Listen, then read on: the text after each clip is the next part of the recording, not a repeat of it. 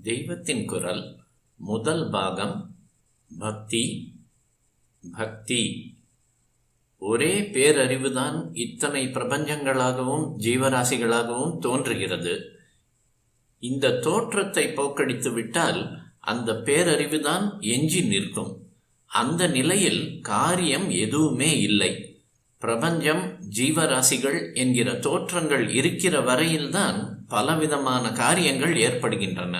இவற்றை கடந்து இவற்றுக்கு மூலமான பேரறிவை அடைந்து விட்டால் முடிவில் அறிகிறவன், அறிவு, அறியப்படுகிற வஸ்து என்கிற பேதங்கள் கூட இல்லாமல் எல்லாம் ஒன்றாகி விடுகிறது. அதைத்தான் பிரம்ம சாட்சா்காரம் என்பது. இதுதான் ஜீவாத்மாவின் மாறுபடாத சத்தியமான நிலை. ஆனால் இந்த சத்தியமான நிலையை நாம் தெரிந்து கொள்ளாமல் வெறும் தோற்றமான பிரபஞ்சத்தையும் ஜீவராசிகளையுமே மெய் என நம்பி வாழ்கிறோம். இதற்கு காரணம் மாயை. மாயா சக்தியால் தான் ஒரே பிரம்மம் இத்தனை வெவ்வேறு வஸ்துக்களைப் போல் தெரிகிறது. மாய பிரபஞ்சம் ஓர் அற்புதமான நியதியில் நடக்கிறது. பலவிதமான இயற்கை விதிகள் ஒழுங்காக வகுக்கப்பட்டு அதன் பிரகாரமே பிரபஞ்சம் நடக்கிறது. காரியமே இல்லாத பிரம்மம் மாயையால் பிரபஞ்சமாக தோன்றுகிற போது சிருஷ்டி, பரிபாலனம், சம்ஹாரம் முதலிய காரியங்கள் எல்லாம் நடக்கின்றன.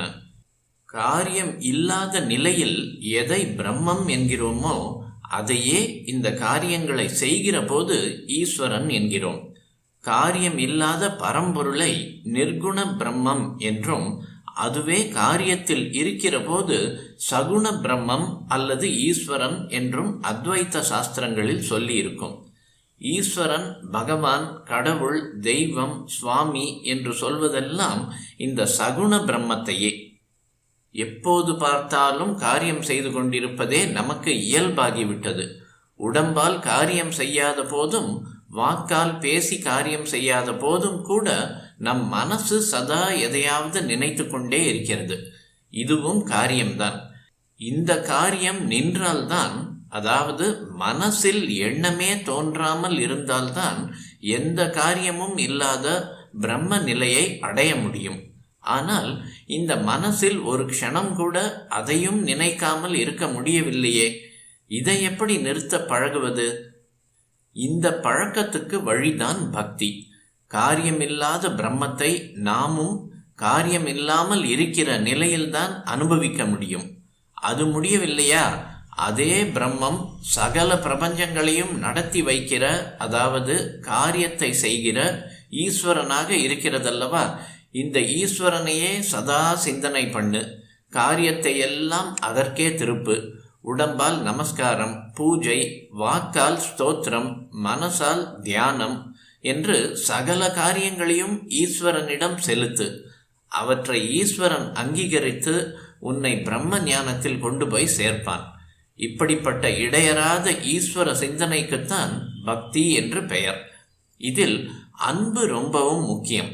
அன்போடு அவனை நினைப்பதே பக்தி. உலகத்தில் உள்ள நல்லது, கெட்டது, அழகு, அவலட்சணம், இன்பம், துன்பம் எல்லாமே பிரம்மத்திலிருந்து வந்தவைதான்.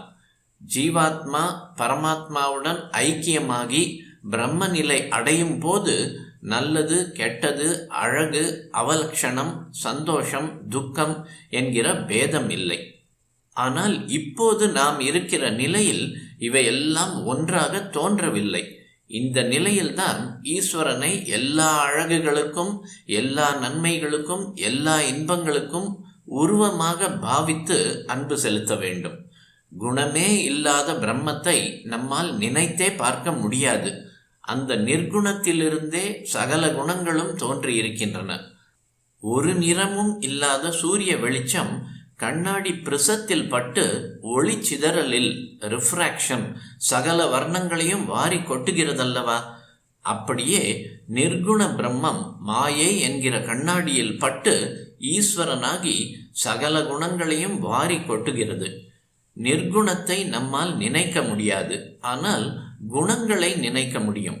ஆனால் கெட்ட குணங்களை நினைத்தால் அது நம்மை மேலும் கஷ்டத்தில், சம்சார சாகரத்தில் தான் இழுத்து கொண்டு போகும். அதனால் நல்ல குணங்களை, கல்யாண குணங்களையே நினைக்க வேண்டும். வெறுமே குணத்தை நினைப்பதென்றால் முடியாது. அதனால் உயிரோடு, உருவத்தோடு அந்த நல்ல குணங்கள் எல்லாவற்றையும் கொண்ட ஒருத்தனை நினைக்க வேண்டும். எல்லா குணங்களும், உயிர்களும், உருவங்களும் எதனிடமிருந்து வந்ததோ, எது இதையெல்லாம் ஆட்டி படைத்து வைத்து கொண்டிருக்கிறதோ, அதையே அனந்த கல்யாண குணங்களும் கொண்ட தெய்வ ரூபமாக அன்போடு நினைக்க நினைக்க அந்த கல்யாண குணங்கள் நமக்கு வரும். மனசு எதை தீவிரமாக இடைவிடாமல் நினைத்தாலும் அதுவாகவே மாறுகிறது. இதை மனோ தத்துவக்காரர்களும் ஒப்புக்கொள்கிறார்கள். தோஷங்கள் அற்ற கிருபா சமுத்திரனான பகவானை தியானம் செய்து கொண்டே இருப்பதால் நம்முடைய தோஷங்கள் விலகி நாம் அன்பு மயமாகிறோம். உண்மையான பக்தி வைத்துவிட்டால் அப்புறம் மனசு அன்பு மயமாகிவிட அதன் பின் அது பாபத்தில் பிரவேசிக்கவே செய்யாது. உலகத்தில் பாப எண்ணங்கள் விலகுவதற்கு பக்தியை விட வேறு வழி இல்லை. ஆனால் பக்தி செய்வதற்கு இது மட்டும் காரணம் இல்லை. நாம் சத்தியமான நிலையை அடைவதற்கு பக்தி வழி பண்ணுகிறது என்பதுதான் முக்கியமான காரணம்.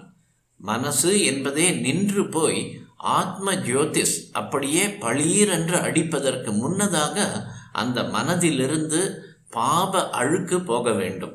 இப்படி பாபத்தை போக்குவதே பக்தி.